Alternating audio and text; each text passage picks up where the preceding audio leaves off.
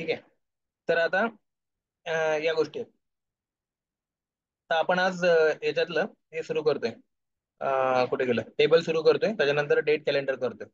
तर या ज्या गोष्टी आहेत त्या आपण वापरणार आहोत. पण त्याच्या काही या गोष्टी आहेत जसे की कीबोर्ड इव्हेंट्स आहेत, माऊस इव्हेंट्स आहेत, जे आपल्याला जे प्री रिक्विजिट नाही आहेत कुठे फ्रेमवर्क मध्ये वगैरे काही लागत नाहीत आपल्याला, म्हणजे फ्लो नुसार.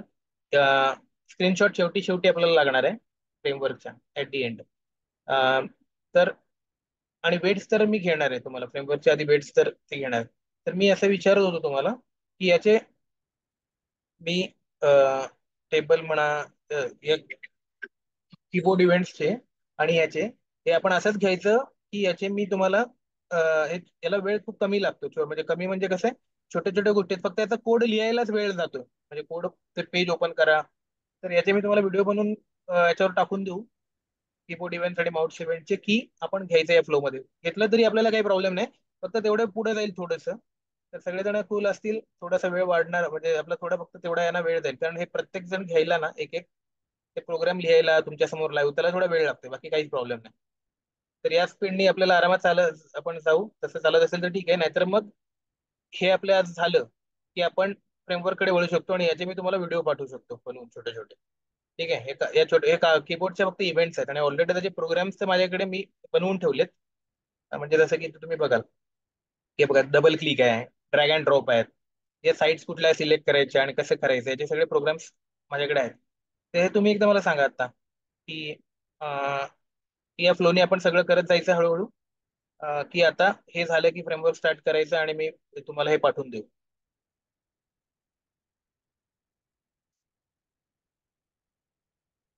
श्रीराम,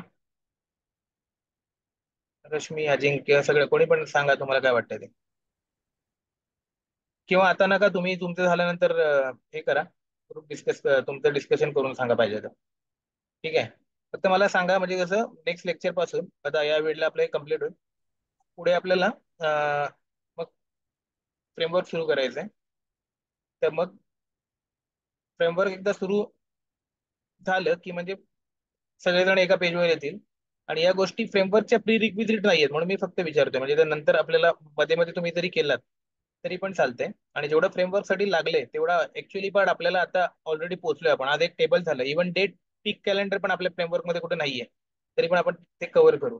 म्हणजे टेबल्स पर्यंत जेवढ्या गोष्टी आहेत तेवढ्या जरी तुम्हाला माहिती असतील तरी आपल्या फ्रेमवर्कला, आपला जो कोड आपण करणार आहोत फ्रेमवर्क साठी, त्याला कुठे आपल्याला काय अडत नाहीये. ठीक आहे. तर ते तुम्ही एकदा डिस्कस करा आणि मला सांगा. ठीक आहे. तर हे फ्रेमवर्क आता आपल्याला सुरुवात करायचंय. फ्रेमवर्कला खूप वेळ लागतो.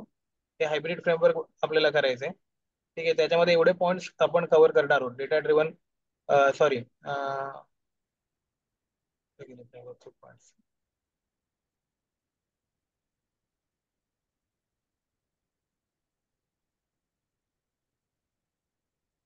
ओके. सचिन सर, व्हिडिओ हा सर. असतील तर आम्ही पाहून घेतो. काय काय. आणि जर काय डाऊट असेल, व्हिडिओ ऑलरेडी असतील तर आम्ही पाहून घेतो. हा नाही, व्हिडिओ म्हणजे त्याचे नाही आहेत, मी ते बनवून ठेवतो. म्हणजे कसं आहे, तो वेळ ह्याचा याच्यासाठी वाचेल. ते व्हिडिओ जर तुम्ही म्हणत असाल ना, मग मी ते घेत नाही, मग मी ते बनवतो त्यासाठी. आणि मग ते ऍड करून टाकतो चॅनलला. म्हणजे तेवढे जे व्हिडिओ एक करायला समजा अर्धा तास लागत असेल आपल्याला, ते अर्धा तास आपले हम्म. सेशनचे वाचतील आणि आपण तेवढे पुढे जाऊ. असं मी म्हणतोय, कारण हे तुम्हाला कसं आहे की इलिमेंट्स हँडल कसे करायचे कळलेत. आणि प्रत्येक इलिमेंट कसं हँडल करायचं हे पण आता तुम्हाला कळले, की फ्रेम असेल काय किंवा आता बघा आपण इलिमेंट मध्ये आलो. आणि इलिमेंट मध्ये आपल्याला कळले रेडिओ बटन असेल काय, चेकबॉक्स असेल काय, ड्रॉपडाऊन असेल काय, किंवा फ्रेम्स असतील काय. करायचं काय, तर त्या बटन हम्म. पर्यंत लोकेटरनी पोहोचायचं आहे. आणि त्याचा एक मेथड आहे. तर त्या मेथड्स आणि त्याच्या टेक्निक्स, जसं इथे तुम्हाला स्विच टू आहे, विंडोला स्विच टू आहे, इकडे परत यायला तुम्हाला डिफॉल्ट कंटेंट आहे, विंडोला परत यायला इथे फक्त तुम्हाला काय वापरायचं आहे, तर त्याचे जे युनिक विंडो हँडल्स आहेत ते वापरायचे. त्यामुळे इथे गेट विंडो हँडल्स वापरायचे. म्हणजे फक्त वेगळं पण तुम्हाला हम्म. तिथे लक्षात ठेवायचं. अलर्ट आहे, त्या अलर्ट मध्ये स्विच टू अलर्ट वापरायचं आहे आणि त्याच्यानंतर अलर्ट क्लास वापरायचे. म्हणजे फक्त वेगळे पण आपल्याला लक्षात ठेवायचे, बाकीच्या गोष्टी सेम आहेत. तर टेबल हम्म. आणि हम्म. डेट केल्यानंतर थोडे कॉम्प्लिकेटेड आहेत, म्हणून ते मी पर्सनली घेतो, कारण ते कॉम्प्लिकेटेड आहेत आणि त्यांची कोड करणं म्हणजे हे चॅलेंजिंग आहे थोडं. तर त्याच्यामुळे ते आपण बघू. पण हे कसं आहे, माऊस इव्हेंट्स फक्त प्रत्येकाच्या एक एक मेथड्स आहेत. म्हणजे ड्रॅग अँड ड्रॉप असेल त्याची एक मेथड, डबल क्लिक असेल त्याची एक मेथड, राईट क्लिक असेल त्याची फक्त एक मेथड आहे, बाकी सगळं रिपिटेटिव्ह आहे. त्यामुळे ओके. त्या गोष्टी उगाचच इथं आपण करण्यात काही मला वेळ घालवण्यात पॉईंट नाही वाटत. त्याच्यापेक्षा मी ते तुम्हाला पाठवतो, आपल्या चॅनलवर राहतील आणि ते हम्म, तुम्ही हम्म. बघू शकाल जेव्हा तुम्हाला वेळ मिळेल तसा. आणि आपला फ्लो म्हणजे चालेल. जास्त, हा, आणि मग आपलं पटकन कम्प्लीट होईल. आणि तुमच्या वेळेनुसार, म्हणजे हा वेळ मी देतोय, मी इथे जाऊन ते व्हिडिओ बनवणारच आहे, पण आपला वेळ नको झाला या सेशन मधला, कारण आपल्याला वेळ लिमिटेड मिळतोय. त्याच्यामुळे ठीक आहे, तसं करून टाकू. मग आपण हे करू आणि वेट्स करू आणि फ्रेमवर्कला सुरुवात करून टाकू. म्हणजे फ्रेमवर्क आपल्या पुढल्या वीकमध्ये आपण एक्सपेक्ट करू की सुरू होईल. ठीक आहे, चालतंय. तर आज आपण आता सुरू करू. ते म्हणजे टेबलला सुरुवात करूया. तर इकडे मी टेबलसाठी आपला वेळ जाऊ नये म्हणून हे प्रोग्राम्स आपण डायरेक्ट वापरू. म्हणजे स्क्रॅच पासून करताना आपला खूप वेळ जातोय. आणि तुम्हाला ऑलरेडी कळले वेब एलिमेंटला बाकीच्या गोष्टी कशा डील करायच्या, तिथपर्यंत कसं पोहोचायचं. त्यामुळे या गोष्टी रिपिटेटिव्ह मी तुमच्याकडं हे नाही करत, परत लिहित नाही. त्याच्यापेक्षा हा एक प्रोग्राम टेबलचा एक बनलेला आहे. हा, आणि एक हा सिम्पल टेबलचा एक प्रोग्राम. आणि त्याच्यानंतर एक क्वेश्चन, इंटरव्ह्यू क्वेश्चन मला विचारला होता, तो एक इंटरव्ह्यू क्वेश्चन टेबलचा. अशा दोन आपण टेबलचं घेऊ, कारण टेबलवर थोडंसं लॉजिक लावायला लागतं, डोकं थोडंसं चालवायला लागतं टेबल जेव्हा असतं तेव्हा. ठीक आहे, त्यामुळे थोडंसं एक कॉम्प्लेक्स वेब एलिमेंट मध्ये टेबलचा समावेश होतो. आणि टेबलवर मोस्ट ऑफ द टाइम जेव्हा इंटरव्ह्यूअरला थोडंसं तुमचं जास्त लॉजिक चेक करायचं असतं, म्हणजे सिम्पलवर भागत नाही काम, आणि आतमध्ये त्याला घुसायचं आणि काहीतरी तुमचं ऍडव्हान्स मध्ये काहीतरी विचारायचं, तेव्हा तो टेबलला घुसतो. ठीक आहे, त्यामुळे मला असा अनुभव आहे की जास्त करून हे जे नॉर्मल आपले एकदा ड्रॅग अँड ड्रॉपचं एक विचारतील, सॉरी, स्टॅटिक ड्रॉपडाऊन म्हणा, किंवा अलर्ट म्हणा, किंवा फ्रेम म्हणा आणि विंडो म्हणा, याच्यातले एक काहीतरी सिंपल विचारतात. ठीक आहे, हे नॉर्मल वेब एलिमेंट मधलं. आणि त्याच्यानंतर मग शक्यतो ते टेबलला घुसतात. मोस्ट ऑफ द लोकांनी मला टेबल्सवर क्वेश्चन्स विचारलेत. आणि हा बाकीच्या पण लोकांचा म्हणजे इन जनरल अनुभव आहे की टेबलवर विचारलं जातं. ठीक आहे, त्याच्यामुळे टेबल्स थोडंसं लक्ष द्या की कसं करतात. बाकी तर काहीच नाही, तेच प्रोसिजर आहे. फक्त याच्यामध्ये रो आणि कॉलम्स आहेत, तर तेवढं फक्त आपल्याला एक क्लिअर करायचे. ठीक आहे, तर आता पहिलं आपण एक साईटला व्हिजिट करू. ती साईट तुम्हाला दाखवतो. अं, हे बघा, ही साईट मी ओपन करून ठेवली आहे. एक ऑटोमेशन टेस्टिंग प्रॅक्टिस नावाची साईट घेतली आहे. कुठलीही साईट घेतली आहे त्याच्यामध्ये एक टेबल मिळेल मला वापरायला. त्याच्यामध्ये बघा एक वेब टेबल आहे. तर हे जे आहे ना, याला म्हणतात टेबल. ठीक आहे, आणि इंटरव्ह्यूवर कसं विचारतो तुम्हाला, किंवा आपल्याला गरज कशी पडते टेबल मधली, तर फॉर एक्झाम्पल तो असं विचारेल की या मला फक्त जे लास्ट कॉलम आहे ना, तो प्रिंट करून दे. या सगळ्या प्राइसेस आहेत ना, त्या प्रिंट करून दे मला. असं फॉर एक्झाम्पल तो तुम्हाला सांगू शकतो. एखाद्या टेबलमध्ये काही पण सांगू शकतो. जसं मी तुम्हाला म्हटलं, ते आयपीएल टेबल मधले मला या टीमचं माहिती दे, असं पण मला विचारलं होतं. किंवा रिचेस्ट फॅमिली मधले या फॅमिली बद्दलची तुम्हाला इन्फॉर्मेशन दे. कुठली तरी एक फॅमिली मला पाहिजे, त्याच फॅमिली बद्दल फक्त इन्फॉर्मेशन जी काही टेबलमध्ये दिली आहे ती प्रिंट झाली पाहिजे. असं काय पण सांगू शकतो तुम्हाला करायला. ठीक आहे, तर आता हे टेबल बघा. या टेबलमध्ये बरेचसे 4 कॉलम आहेत. आणि रेकॉर्ड्स बघा, याच्यामध्ये 1 2 3 4 5 6 रेकॉर्ड्स आहेत. ठीक आहे, म्हणजे टायटल पकडून 7 रोज आहेत. म्हणजे रोज तसे बघायला गेले तर 7 आहेत, आणि कॉलम्स 4 आहेत. ठीक आहे, तर काय आहेत त्याच्यामध्ये, तर नावं आहेत पुस्तकांची, त्याच्यानंतर त्याचा ऑथर आहे, सब्जेक्ट आहे, आणि त्याची प्राइस आहे. एवढं सिंपल एक टेबल आहे हे. म्हणजे फॉर एक्झाम्पल लायब्ररीचं हे कदाचित टेबल असेल. नाही तर सेलेनियम, त्याचा ऑथर अमित, सब्जेक्ट सेलेनियम, आणि हे ते. तर काही पण सांगू शकतो. म्हणजे उद्या तो तुम्हाला रो फाइंड करायला पण सांगेल की ओके, मास्टर इन जावा पुस्तकाचं मला माहिती दे, असं पण सांगेल. किंवा म्हणेल की टोटल हे कर, आणि त्याच्यानंतर त्यांची ऍडिशन पण कॅल्क्युलेट करून द्यायला सांगू शकतो. काय पण सांगेल तो. ठीक आहे, तर ते तुमचं हे लॉजिक आहे पुढे कसं करायचं. तर आता सिंपल आपण एक रिक्वायरमेंट घेऊ की हे आपल्याला सपोज प्रिंट करायचं आहे, हा लास्ट प्राइस मला सगळ्या बुक्सची जी आहे ती प्रिंट झाली पाहिजे. अशी एक तुम्हाला मी रिक्वायरमेंट दिली. तर मी तुम्हाला सिंपल वेनी सांगतोय की इंटरव्ह्यू मध्ये कसे विचारतात क्वेश्चन. तर त्या पद्धतीने आपण जाऊ. तर टेबलला हँडल करणं म्हणजे काय, तर या टेबलच्या कुठल्या पण इलिमेंट पर्यंत तुम्हाला पोहोचता येणं, त्याला तुम्हाला घेता येणं आपल्या प्रोग्राम मध्ये. ठीक आहे, आणि त्याच्यासोबत म्हणजे ऑपरेशन्स करता येणं. म्हणजे आता समजा हा हे आहे, तर एक गेट टेक्स्ट असेल तर त्याची ॲज अ स्ट्रिंग मध्ये तुम्हाला ते मिळेल. ठीक आहे, मग त्याच्यावर नंतर तुम्हाला काय लागेल ते ऑपरेशन करणं. एवढंच आहे. तर टेबल हँडल म्हणजे एवढंच की जे तुम्हाला डेटा लागतोय, आता तुम्ही ऑटोमेशन करताय आणि तुम्हाला चेक करायचंय की थर्ड कॉलमला लर्न जेएस आहे की नाही. तर इथपर्यंत तुम्हाला जाता आलं पाहिजे. हे गेट टेक्स्ट करून लन जेएस आहे की नाही कम्पेअर करण्यासाठी हे टेक्स्ट तुम्हाला तुमच्या कोडमध्ये पहिला घेता तर आलं पाहिजे. टेबलमध्ये तुम्ही काही शक्यतो सेंड कीच करायची वेळ येत नाही, कारण ऑलरेडी ते टेबल बनलेलं आहे, तिथे कुठला इनपुट बॉक्स नसतो. त्यामुळे टेबल सोबत डील करताना नेहमी लक्षात काय ठेवायचं, तिथून आपल्याला घ्यायच्या आहेत गोष्टी. फक्त घेताना इथे कसं सिंपल नाहीये, कारण जर समजा 3-4 लोकांचं घ्यायचं असेल एकदम, म्हणजे मला जर कोणी सांगितलं, जसं आता ही रिक्वायरमेंट काय दिली की मला ही अख्खा कॉलम प्रिंट करून दे, म्हणजे हा जो आहे ते सगळे मला रेकॉर्ड पाहिजेत, आणि पहिला 300 पण पाहिजे, 500 सगळे, फक्त मला प्राइसेस चेक करायचे आहेत वन बाय वन. तर अशा वेळेला मला इंडिव्हिज्युअली जाऊन अशा जर 100 एंट्रीज असतील तर 100 वेळा 100 एक्सपत लिहिणं फिजिबल नाही आहे ना. ही गोष्ट फक्त इथे लक्षात घ्यायची, की इथे टेबलमध्ये एंट्रीज खूप असू शकतात. तर मी 300 साठी एक वेगळा लोकेटर असणार, 500 साठी वेगळा लोकेटर असणार, याच्यासाठी वेगळा लोकेटर असणार.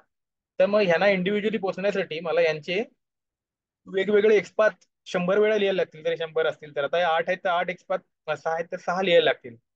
तर ते फक्त आपल्याला अवॉइड कसं करायचं हे कळणं, म्हणजे टेबल हँडल कसं करणं हे समजलं.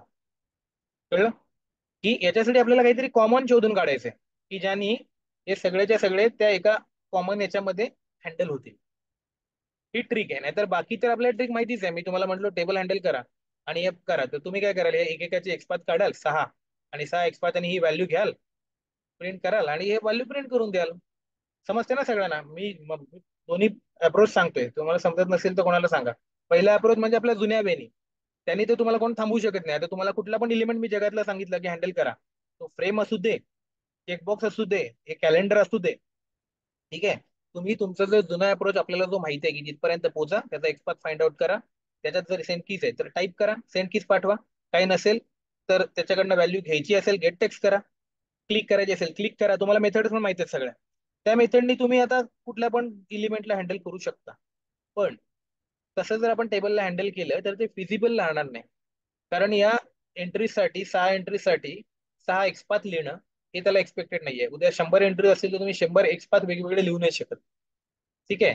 तर ते फक्त इथे शिकायचंय, हँडलिंग टेबल म्हणजे काय. तर ती ट्रिक काय आहे, की जेव्हा टेबल असेल तेव्हा कॉमन गोष्टी कशा फाइंड आउट करायच्या आणि लूप लावून ते सिंपल वेनी कमीत कमी एक्सपाथ लिहून कमीत कमी कोड लिहून कसं हँडल करायचं हे समजून, ही ट्रिक, ही ऍडजस्टमेंट, जुगाड समजून घेणं म्हणजे टेबल हँडल करणं कसं ते समजून घेणं, तेवढं डोक्यात ठेवा. ठीक आहे. बाकी टेक्निकली तुम्हाला गोष्टी माहिती आहेत सगळ्या. टेक्निकली याच्यात तुम्ही नवीन काही वेगळ्या गोष्टी जास्त शिकणार नाहीयेत. हं? फक्त तो जुगाड शिकणार होता आपण, कसं त्याला मॅनेज करायचं जेव्हा टेबल येईल तेव्हा. ठीक आहे. मग पहिलं तर तुमचा पर्स्पेक्टिव्ह क्लिअर केला की अप्रोच की काय करायचंय. आता जाऊ आपण आपल्या कोडमध्ये. त्या कोडमध्ये गेलो. कोडमध्ये तुम्हाला तर माहिती आहे, मी साईटचं नाव टाकलं, तिला मॅक्झिमाइज केलं. त्याच्यानंतर मी काय केलं, तर मला ना काय करायचं आता याच्यामध्ये लॉजिक कसं लावायचं हे करण्यासाठी, जेव्हा तुम्हाला टेबलशी डील करायचं असतं तेव्हा तुम्हाला किती रोज आहेत आणि किती कॉलम्स आहेत हे बऱ्याचदा काढून घ्यायला लागतं, कारण तेवढ्या वेळा तुम्हाला ते इटरेशन करायला लागतं. बरोबर आहे. आता बघा, तुम्हाला प्राइसच्या कॉलमला जायचंय आणि मग करायचंय, आणि किती वेळा करायचंय, तर जेवढ्या वेळेला रो असतील तेवढ्या वेळा करायचंय. म्हणजे 1 2 3 4 5 6 वेळा करायचंय. ठीक आहे. आणि कुठल्या कॉलमला करायचंय, तर शेवटच्या प्राइसच्या कॉलमला करायचंय, म्हणजे लास्ट कॉलमला करायचंय. म्हणजे थोडक्यात तुम्हाला इटरेट करायचंय, या कॉलम पर्यंत यायचंय, नंतर मग रोज पर्यंत जायचंय, असं इटरेशन करायचंय. मग ते करण्यासाठी सगळ्यात पहिलं तर आपल्याला माहिती पाहिजे रोज किती आहेत आणि कॉलम किती आहेत. ठीक आहे. तर त्यासाठी आपण पहिले नंबर ऑफ रोज कशा फाइंड करायचे आणि नंबर ऑफ कॉलम्स कसे फाइंड करायचे या टेबलमध्ये ते फाइंड आउट करू. ठीक आहे. तर आता पहिलं मी जे लॉजिक लिहिलंय ते एक्सपाथ मी जो बनवलाय तो number of rose find out करण्याचा बनवलाय. ठीक आहे. तर कसा बनवलं बघा. आता इकडे मी आलो आणि या टेबलमध्ये कुठे पण एका ठिकाणी तुम्ही इन्स्पेक्ट करूया आपण. ठीक आहे. तर जेव्हा तुम्ही इन्स्पेक्ट कराल, आता नीट बघा टेबलकडे. तर टेबल आहे आणि हे खालचं त्या कोडकडे नीट बघा. ते टेबल सुरू कुठून होते बघा. तर जरा नीट लक्ष द्या याच्याकडे. ते बघा इथे टेबलचा टॅग सुरू झालाय, म्हणजे इथून टेबल सुरू झालंय. या टेबलचं नाव काय, तर बुक टेबल आहे, त्याचं नाव आहे, नेम नेम त्याचं बुक टेबल आहे. आणि इथे बघा टेबलची बॉडी सुरू झाली. ठीक आहे. म्हणजे होल टेबलची बॉडी इथून सुरू झाली. आता बॉडीवर जेव्हा तुम्ही क्लिक करता तेव्हा बघा हे पूर्ण टेबल सिलेक्ट होते. हे कसं बिहेव करतं ना हे समजून घ्यायचं, म्हणजे त्याशी डील करता येतं व्यवस्थित आपल्याला. त्याच्यानंतर आता बघा टी आर मध्ये मी आलो. तर ही जी पहिली टी आर मध्ये जेव्हा मी येतोय, तेव्हा हे पहिला जो टी आर आहे तो पहिली रो ला रिप्रेझेंट करतोय. म्हणजे हा टी आर टॅग जो आहे तो रो साठी आहे, हे आपल्याला कळलं. ठीक आहे, आणि ती पहिली रो ला तो रिप्रेझेंट करतोय. या दुसऱ्या टी आर मध्ये मी येतोय, तो बघा दुसऱ्या रो कडे कंट्रोल जातोय. तिसऱ्या टी आर कडे येतोय, तिसऱ्या रो मध्ये कंट्रोल जातोय. म्हणजे थोडक्यात तुम्हाला हे बघून काय कळलं, तर जेवढ्या रोज आहेत त्या सगळ्यांसाठी टॅग कुठले आहेत? टी आर टॅग आहेत. ठीक आहे, हे टी आर टॅग आहेत त्या रो साठी. हे बघा, म्हणजे तुम्हाला ज्या रोला जायचंय त्यासाठी तुम्हाला टी आर करायचंय. म्हणजेच थोडक्यात तुम्हाला काय कळलं, की टी आर टॅग किती आहेत हे जर तुम्ही याच्यासाठी जर टी आर टॅग साठी कॉमन एक्सपाथ जर तुम्ही कुठला काढलात, तर तुम्हाला काय कळेल, तर किती टोटल रो आहेत त्याचा काउंट तुम्हाला मिळेल. म्हणजे कसं, हे थोडं आता मी वरती घेतो.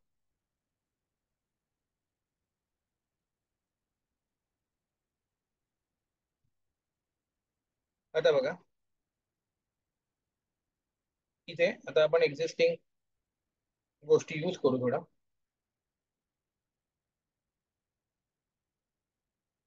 हम्म. हा एक्सपाथ घेतो मी, थोडं नीट लक्ष द्या आता.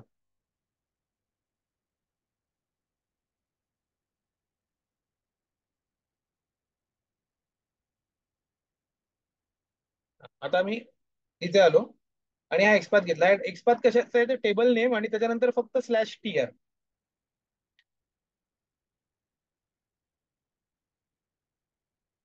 दोन वेळा झालं वाटतं प्रिंट.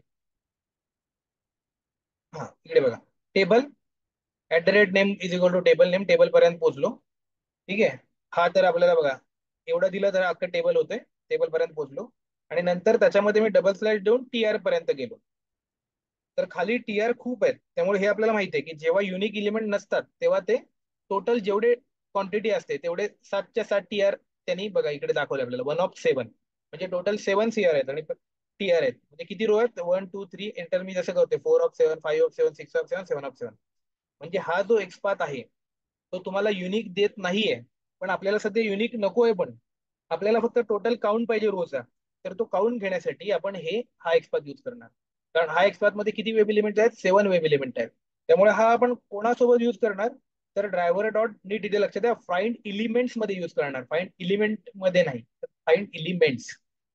बरोबर आहे, फाइंड एलिमेंट्स काय करतो, जेवढे एलिमेंट्स असतात त्या सगळ्यांना घेतो आणि कशामध्ये स्टोअर करतो, लिस्ट मध्ये स्टोअर करतो.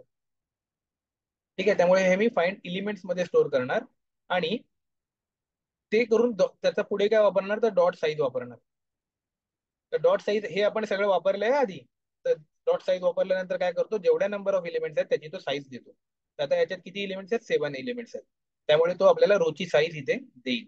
त्याच्यामुळे इथे रो मध्ये काय स्टोअर होईल, तर 7 ही व्हॅल्यू स्टोअर होईल.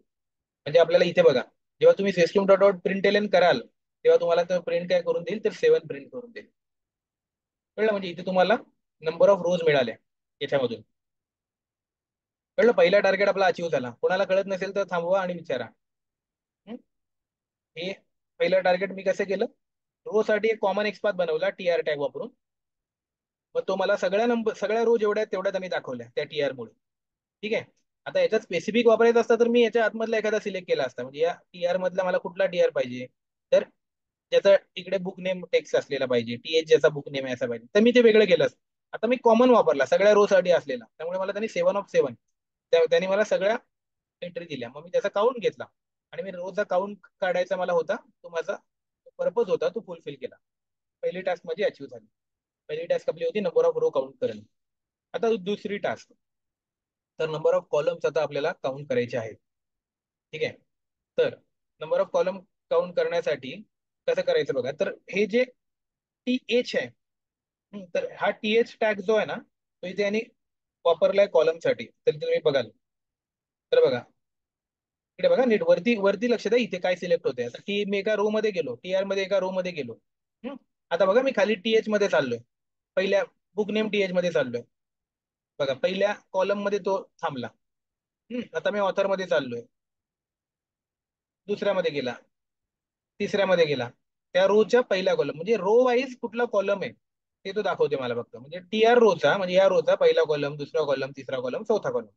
तसंच पुढल्या रोज प्रत्येक रो साठी असे कॉलम वेगवेगळे दिलेत. तर आता याच्यामध्ये हे टी एच का दिलं, कारण हे हेडर आहे. म्हणून याला नाव दिलं TH. बरोबर आहे, कारण हे हेडर आहे. आणि इथे TD का दिलं, तर बाकीचे खालचे जर तुम्ही बघाल तर सगळे TD आहे, कारण हा डेटा आहे, म्हणून यांचं नाव TD दिलंय. हा, हे थोडेसे फक्त नीट कन्सेप्ट डोक्यात ठेवा. जरुरी नाही की असेच वापरतील, पण हा कॉमन सेन्स तुमच्यात डेव्हलप होईल, की याला हेडर नाही तो तर काहीतरी त्या रिलेटेड नाव असेल, याला डेटा नाही तरी त्याच्या त्या रिलेटेड टॅगचं काहीतरी नाव असेल. हा, पण हे हे थोडं कसं तुमच्या डोक्यात ठेवा. TR म्हणजे रो आहे, हे तर दरवेळेला सेम असेल. तर आता बघा इथे हा TD पहिल्या रोचा, लन सेलेनियम वाला कॉलम, अमित वाला कॉलम, सेलेनियम वाला कॉलम, 300 वाला कॉलम, असं प्रत्येक रो साठी आहे. ठीक आहे. तर तुम्हाला फक्त काय देणं घेणं आहे, कुठल्या तरी एका रोला जाऊन तुम्ही फक्त तुमचं एक तुम्हाला हे चेक करायचे कॉलम किती आहेत, कारण कॉलम तर बदलत नाही, प्रत्येक रोला सेम राहतात. ठीक आहे. त्यामुळे तुम्ही काय करणार, कुठल्या तरी एक रोला येणार आणि नंबर ऑफ कॉलम TH किती आहेत ते चेक करणार. किंवा नॉर्मल पण तुम्ही डायरेक्ट जर TH दिलेत किती आहेत तुमच्या टेबलमध्ये, तरी पण तुम्हाला, आता इथे तुमचं टेबल बनलंय, तर फक्त इथे जसं तुम्ही TR टाकलं होतं मागे आलं, आणि मी तिथे टाकलं फक्त TH, तरी मला आता चारच हेडर आहेत, त्यामुळे त्यांनी मला बरोबर काउंट दिला 4 आहे बघा. TH 4 आहेत, 1 2 3 4. बरोबर आहे. मग ह्यानी मला काय सापडलं, तर नंबर ऑफ कॉलम्स किती आहेत ते सापडलं. ठीक आहे. तर मग मी ते वापरणार इथं, त्याला परत ड्रायव्हर डॉट फाईंड एलिमेंट्स करणार, साईज करणार, आणि त्याची साईज काढणार, आणि मला जेव्हा मी प्रिंट करीन तेव्हा मला एक्सपेक्टेड काय तर साईज काय प्रिंट होईल, 4 प्रिंट होईल. हे माझं एक्सपेक्टेशन. कळलं सगळं ना. आपण काय केलं, पहिली स्टेप रो फाइंड केली, दुसरी स्टेप कॉलम फाइंड केली. आता पुढे जाऊ. आता आपल्याला काय करायचंय, तर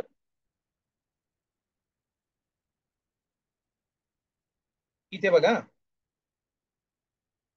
आपल्याला प्राइसेस पाहिजे सगळ्या प्रिंट करायच्या. पण जर तुम्ही लूप लावता इथे, आपण काय करू, फॉर लूप लावू, आणि रो कुठपासून कुठपर्यंत रो घ्यायचे तेवढ्या देऊ, आणि प्रत्येक रो मधल्या आपण काय करू, जो पर्टिक्युलर कॉलम आहे, हम्म, तो आपल्याला पाहिजे. म्हणजे इथला जो, इथे जर जाऊन बघाल तुम्ही, तर तुम्हाला इथे जर हा 300 डेटा पाहिजे असेल, ठीक आहे, आणि याला जर तुम्ही इन्स्पेक्ट केलात इकडे, तर हा कोड आहे. तर याच्यामधला आता इकडे बघा, तुम्हाला 300 पाहिजे, या इथे जाऊन तुम्हाला यातला 300 पाहिजे, यातला 500 पाहिजे, प्रत्येक रो मधला तुम्हाला लास्ट वाला डेटा पाहिजे. ठीक आहे. तर तुम्ही जेव्हा या रो मध्ये याल पर्टिक्युलर, आणि जेव्हा TD टाकाल, म्हणजे सपोज मी असा आलो की TR एखादी मी जी एक स्पेसिफिक घेतली, ठीक आहे, आणि याच्यामध्ये जर मी टाकलं TD, हा, तर आता तो युनिक आहे. तर मी एखादा स्पेसिफिक TR जर घेतला फक्त हा, आणि याच्यामधलं मला TD पाहिजे, आता हे सगळ्यांसाठी TD, तर हा किती नंबरचा TD आहे बघा, 1 2 3 4. TD सगळ्यांचं नाव सेम आहे, तर मला 4 नंबरचा TD पाहिजे प्रत्येक वेळेला. त्यामुळे प्रत्येक TR मध्ये मला कुठला पाहिजे, 4 नंबरचा TD पाहिजे. हे आपल्याला इथे डोक्यात ठेवा, कारण आपल्याला फोर्थ कॉलम पाहिजे. फोर्थ कॉलम म्हणजे हा हा TD चा नंबर किती आहे, 4. त्यामुळे आपल्याला विदाऊट नोईंग एनिथिंग त्याचं नाव काय आहे काय, आपण फक्त TD चा 4 नंबर प्रत्येक रो मध्ये येऊन द्यायचंय. तर आपलं लॉजिक सिंपल झालं, की प्रत्येक रो मध्ये जायचंय, आणि त्याच्यातला 4 नंबरचा जो TD आहे त्याची व्हॅल्यू घ्यायची आहे. कळलं सगळ्यांना सिंपल लॉजिक कसं लावणार होतं आपण, कारण इथे बघा TD हा प्रत्येक ठिकाणी 4 नंबरचा आहे, असं टेबल डिझाईन केलंय. कारण 4 नंबर का, कारण आपल्याला फोर्थ रो मधली, फोर्थ कॉलम मधली व्हॅल्यू पाहिजे, म्हणून इथे 4 नंबर, कारण ही व्हॅल्यू फोर्थ TD मध्ये आहे बघा. तर हे आपल्याला लॉजिक लावायचंय. ठीक आहे. आता हे लॉजिक लावताना मी काय करणार, int R is equal to एक काहीतरी व्हॅल्यू देणार, 1 फॉर एक्झाम्पल. R सुरुवात करू 1 पासून. त्यानंतर R लेस दॅन, आर म्हणजे काय, इंटिजर घेतलंय. आर लेस दॅन रोज. रोज म्हणजे काय, तर ही व्हॅल्यू आपण इथे जी काढली आहे ती नंबर ऑफ रोज ती 7 आहे, आणि R प्लस प्लस. त्याने काय होईल, पहिल्या रो पासून 7व्या रो पर्यंत सगळं डेटा लूप इटरेट होईल 7 वेळा. पण आपल्याला पहिली रो नको आहे, कारण पहिल्या रो मध्ये हेडर आहे प्राइस, आपल्याला प्राइस मध्ये काही देणं घेणं नाहीये. त्यामुळे आपण रो देताना R इज इक्वल टू 1 पासून नाही द्यायचं, तर R इज इक्वल टू 2 पासून द्यायचं, कारण आपल्याला 1 ची रोज नको आहे. हेडरशी आपल्याला काही देणं घेणं नाही, आपल्याला डेटा पाहिजे. त्यामुळे 2 पासून मी सुरुवात केली, आणि इथे मी काय केलं बघा, इथे मी एक एक्सपाथ लावला. तर हा जो एक्सपाथ आहे, आता हा एक्सपाथ कसा बनवला ते तुम्हाला दाखवतो.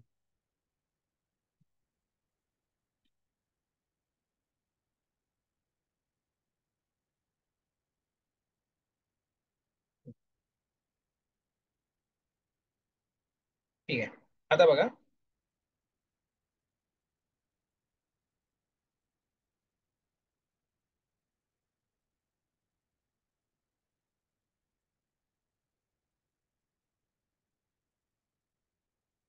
इथे बघा,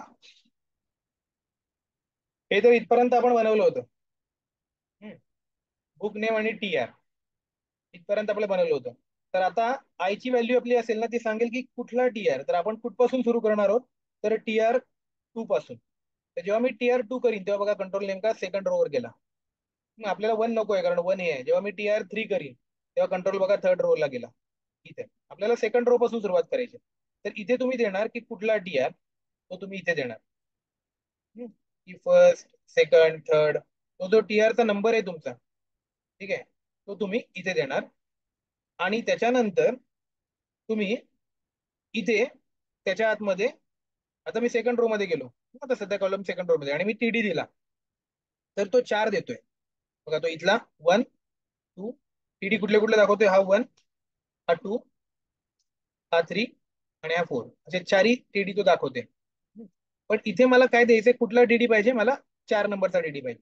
त्यामुळे हा चार नंबरचा डीडी पाहिजे, ही गोष्ट आपली कॉमन राहणार आहे नेहमी. आता बघा युनिकली त्यांनी ह्या 300 ला केला, म्हणजे मी 300 पर्यंत पोहोचलो. पण ही जी गोष्ट आहे ना, की रो कुठली पाहिजे, ती वरतून आपला लूप कंट्रोल करणार आहे. म्हणजे जर तो आर ची व्हॅल्यू, इकडे बघा या लूप मध्ये, जर आर ची व्हॅल्यू 2 असेल तर आपल्याला सेकंड रो पाहिजे, जर 3 असेल तर थर्ड रो पाहिजे, 4 असेल तर फोर्थ रो पाहिजे. म्हणजे इथे आता सेकंड आहे, उद्या जेव्हा मी इथे 3 रो टाकीन, उद्या फक्त मला हे बदलायचंय, तर 500 सिलेक्ट झाले पाहिजे. बरोबर आहे. मी उद्या जेव्हा फोर्थ रो टाकीन तेव्हा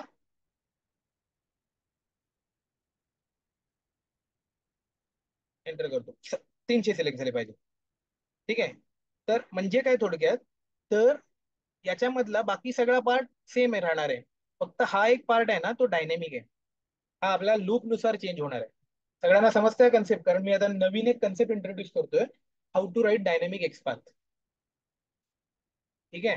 तर डायनेमिक एक्सपाथ कसा लिहायचा, म्हणजे आता त्याची पहिली नीड तर तुम्हाला समजली पाहिजे, म्हणून ही गोष्ट आहे. कारण हे लेक्चर सगळ्यात इम्पॉर्टंट लेक्चर आहे, कारण कॉम्प्लेक्स, मी आधी सांगितले कॉम्प्लेक्सिटी याची जास्त आहे. आणि याच्यात डायनेमिक एक्सपाथ पण इंट्रोड्यूस करतोय. त्यामुळे तुम्हाला सिंपल सिंपलशी डील करायचं असेल तर ठीक होतं आधीच्या लेक्चर पर्यंत. पण जर तुम्हाला असे कॉम्प्लेक्स इश्यू डील करायचे असतील तर तुम्हाला अशा गोष्टी माहीत लागतात. त्यामुळे मी थोडा वेळ देतो या लेक्चरला. त्यामुळे नीट लक्ष द्या, समजत नसेल तर विचारा. ठीक आहे. कारण एखादा इंटरव्ह्यू होतो असा घुसणार आणि तुम्हाला करायला लावणार टेबल वगैरे. पाच मधला एखादा किंवा दोन तुम्हाला डिटेलमध्ये करायला लावू शकतील. त्यामुळे एक इथपर्यंत तयारी ठेवा सगळ्यांनी. असं नका करू की मी सिम्पल वर ठेवीन आणि एखादं नाही आलं कॉम्प्लेक्स तर ठीक आहे. तर असं करू नका. हे लागतं करायला. आणि काय रॉकेट सायन्स नाहीये कुठला, सिंपल गोष्टी आहेत. फक्त काय तर लेवल थोड्या जास्त आहेत. तर आता इथे बघा, फक्त ही गोष्ट नीट समजून घ्या. ही एकदा कळली की बाकी काहीच कळायची गरज नाहीये. इथे काय करतोय आपण, तर बाकी सगळं कॉलम आहे सेम आहे, कॉलम नेम फोर्थच राहणार आहे, पण रो नेम बदलतोय. या लूप नुसार बदलणार आहे. लूप जसा बदलेला, आर ची व्हॅल्यू 2 होईल, सेकंड इटरेशन मध्ये 3 होईल, थर्ड इटरेशन मध्ये 4 होईल. आणि त्याच्यानुसार आपल्याला काय झालं पाहिजे, तर ह्या एक्सपाथची व्हॅल्यू बदलली पाहिजे. आता असा एक्सपाथ कसा लिहायचा, कारण हा एक्सपाथ जर मी लिहिला तर हा फक्त 4 नंबर रो साठी ऍप्लिकेबल झाला. हा एक्सपाथ जर मी लिहिला तर हा फक्त 2 नंबर रो साठी ऍप्लिकेबल झाला. ठीक आहे. आपल्याला तर असं काहीच माहित नाही की असा एक्सपाथ लिहिणं की ज्याच्या मधल्या मधल्या व्हॅल्यू बदलू शकतील. ठीक आहे. तर जेव्हा अशी आपल्याला वेळ येते तेव्हा इकडे मी एक लिहिले बघा, how to write dynamic XPath. तेव्हा आपल्याला हा सिंटॅक्स वापरायला लागतो, की जेव्हा तुम्हाला एखादं व्हेरिएबल द्यायचं तिथे, आणि ना की एखादी व्हॅल्यू, एखादं व्हेरिएबल द्यायचंय. आता इथे मला आर नावाचा एक व्हेरिएबल आहे बघा, या आर ची व्हॅल्यू जी बदलेल ती व्हॅल्यू इथे आली पाहिजे. असं जेव्हा तुम्हाला रिक्वायरमेंट असते तेव्हा तुम्ही डबल इन्व्हर्टेड कॉमा मध्ये ते व्हेरिएबल पाठवता आणि त्याच्या आधी आणि नंतर प्लस लावता. आणि असा एक्सपाथ तुम्ही इथे लिहिता. हा तो एक्सपाथ इथे नाही चालणार, कारण याला माहित नाही ती गोष्ट काय आहे, कारण व्हेरिएबल काय आहे. इथे तुम्ही फक्त प्रत्येक व्हेरिएबल साठी तो वर्क होतो की नाही बघून घ्यायचं, 2 साठी, 3 साठी, 4 साठी. जर तो वर्क झाला तर या 2 च्या जागी मी काय म्हणणार आहे, की उद्या मला या 2 च्या जागी 3 येऊ शकतं, 4 येऊ शकतं. तर मला ते प्रत्येक गोष्ट मी आर मध्ये स्टोअर केली आहे. आणि आर ची जी व्हॅल्यू असेल ती व्हॅल्यू इथे या 2 च्या जागी येऊन स्टोअर हो, असं मी त्याला म्हणतो. ठीक आहे. त्यामुळे त्यांनी मला तसं केलं. तर आता बघा, यानी ते आर ची जी पण व्हॅल्यू असेल त्याच्यासाठी तुम्हाला पकडून त्याने या सहा रो साठी बघा 1 2 3 4 5 6 दाखवलं. म्हणजे ह्या सहाच्या सहा गोष्टींसाठी हा आता वर्क झाला. ठीक आहे, अपार्ट फ्रॉम आर जे असेल ते. तर आर जी व्हॅल्यू तुम्ही इकडे टाकाल रन टाइमला, ती व्हॅल्यू इथे येणार. म्हणजे हा काय करणार, आर व्हेरिएबलची व्हॅल्यू घेणार. जेव्हा तुम्ही हा सिंटॅक्स देता तेव्हा आर ची जी व्हेरिएबलची व्हॅल्यू असेल ती व्हॅल्यू इथे येणार. म्हणजे इथे याच्या जागी आर व्हेरिएबलची 2 असेल तर 2 प्रिंट होणार, 3 असेल तर 3 होणार. कळलं? त्यामुळे रन टाइमला जी व्हॅल्यू त्याची असेल ती व्हॅल्यू इथे येणार आणि तो 1 बाय 1 तुम्हाला गोष्ट इथे मिळून जाणार. कळते सगळ्यांना कसं करतोय ते? तर याला म्हणतात writing XPath from, dynamically writing the XPath. तर ही गोष्ट खूप लोकांना माहितीच नसते. कंपनीमध्ये प्रोजेक्ट बनवत असतात, पण असे स्टॅटिक एक्सपाथ सगळेजण बनवत असतात आणि डायनॅमिकली पण असं बनवता येऊ शकतं असे व्हेरिएबल स्टोअर करून. ही गोष्ट लोकांना बऱ्याच माहितीच नसते आणि त्याच्यामुळे बरेचसे कोड मग त्यांना नीट लिहिता येत नाही. त्यासाठी मग उगाच वर्क अराउंड वापरायला लागतात, लॉंग कट वापरायला लागतात. तर हे नीट लक्षात ठेवा की डायनॅमिक एक्सपाथ कसं लिहायचं. तर मग मी प्रत्येक रो पर्यंत पोहोचलो, प्रत्येक त्या व्हॅल्यू, आणि नंतर मी गेट टेक्स्ट केलं. गेट टेक्स्ट केल्यावर काय होईल, ही जी व्हॅल्यू आहे त्या व्हॅल्यू मध्ये त्या सगळ्या माझ्या व्हॅल्यू स्टोअर होतील. म्हणजे पहिल्या इटरेशनला 300 स्टोअर होईल, दुसऱ्याला 50 स्टोअर होईल, तिसऱ्याला 300 स्टोअर होईल. कळलं सगळ्यांना? हे सगळ्या व्हॅल्यू मध्ये स्टोअर होईल. तर मी काय केलं, ती व्हॅल्यूला इथे प्रिंट केलं फक्त. म्हणजे ते सगळ्या व्हॅल्यू इथे प्रिंट होत राहतील. सगळ्यांना कळतंय कसं चाललोय आपण? ठीक आहे. आता एकदा एक्झिक्यूट करू, हा वर्क होतोय की नाही बघू आपला हा कोड.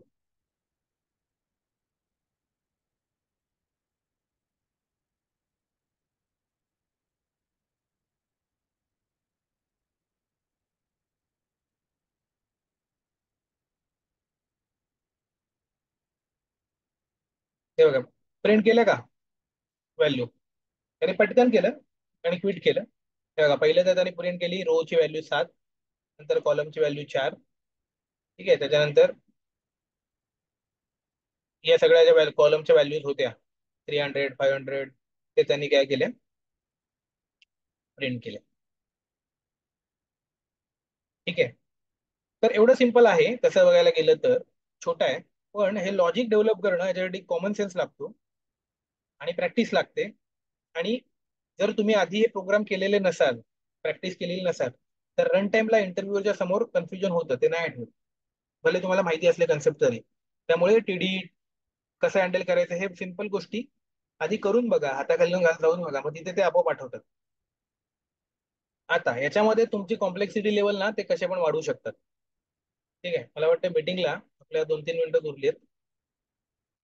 एकच मिनिटं उरलं, मी स्टॉप करतो आणि मग आपण पुढलं सेशन तुम्हाला पाठवतो, जॉईन करा.